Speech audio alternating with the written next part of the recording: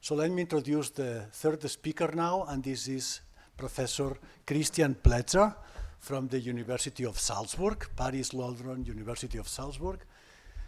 Kristjan is a researcher who has long been involved with collaboration with industries in his field, photodynamic therapy applied to plants mostly. Kristjan, we look very much forward to what you have to tell us. Yes, I'm a biophysicist by training. I'm from Salzburg University, as Santi mentioned.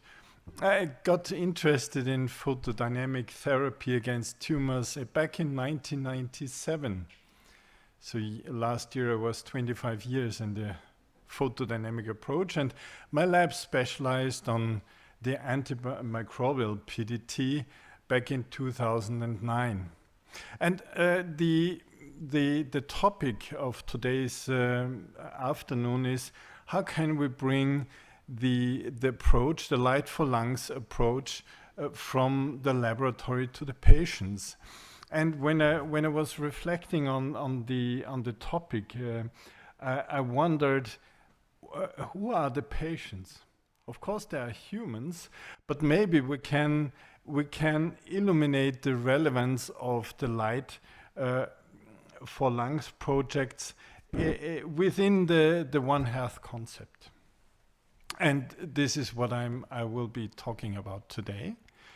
So, what is the What is the One Health concept?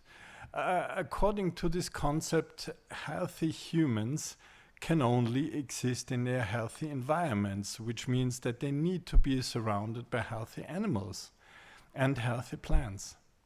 And I think this is also one of the lessons we have learned from the COVID crisis. So only if our environment is healthy, we can be healthy too. And when it comes to all these areas, to human health, to animal health, and to plant health, we know that antimicrobial resistance troubles the organisms in all these areas.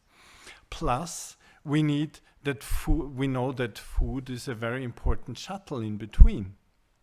So food, for example, is the most important shuttle for resistant pathogens from animals to humans.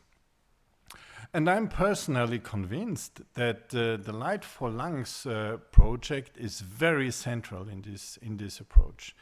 So it can help in different areas.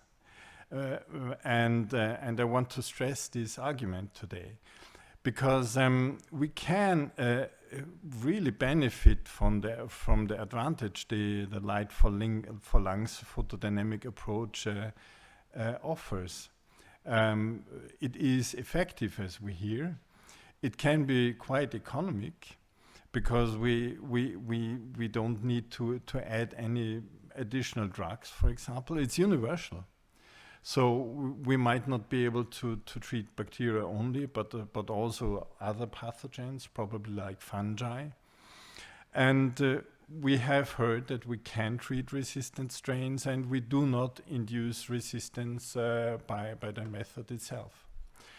And this brings me to the topic of antibiotics applied in agriculture. Because the majority of antibiotics are not consumed by humans, but by animals. And humans, of course, animals, of course, do have lungs too. We know that 70% of all antibiotics are consumed by animals, which accounts to 4,400 tons in the EU. 4,400 tons. If you know that typically antibiotics are prescribed in milligrams per kilogram body weight, this is some significant amount.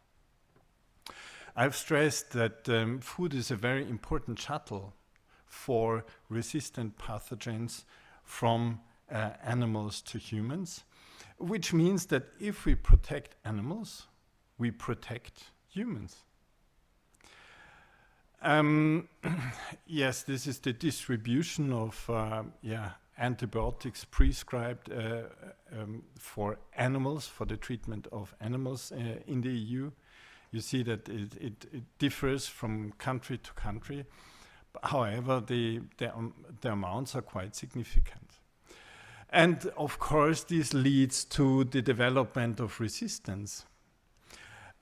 This is just one example. These are isolates from Escherichia coli with extended spectrum beta-lactamase activity, which means that these Escherichia will be resistant to all beta-lactam antibiotics, for example, penicillin or methicillin. And you see that, for example, in Italy, 90% of all isolates of Escherichia coli from young cattle are resistant against penicillin and methicillin. So the situation of resistance against pathogens is by far worse when it comes to animal husbandry when compared to humans.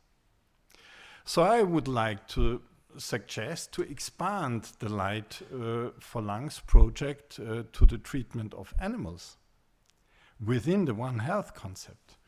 And a good opportunity to start would be to tackle bovine respiratory disease. Bovine respiratory disease is the most common cause of illness and death in cattle, indeed. There are different pathogens involved. So this is a bacterial disease. So Mannheimia hemolytica is one of the bacteria which is involved in development of this disease. And I think the Light4Lungs project could be extended to treatment of relevant pathogens in animals, and by this contribute to the One Health concept. So, yes, when it comes to patients, please do not think of human patients only. They are very, very important. But I suggest to expand this concept to animals. Thank you so much.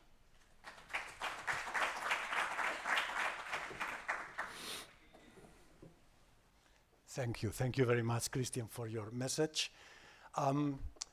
It's quite interesting because the previous speakers have given us the overall framework. Enrique Claverol, Roberto Pini has described his contributions over the years, plus offered some opportunities also in the frame of the European context, Photon Hub, etc.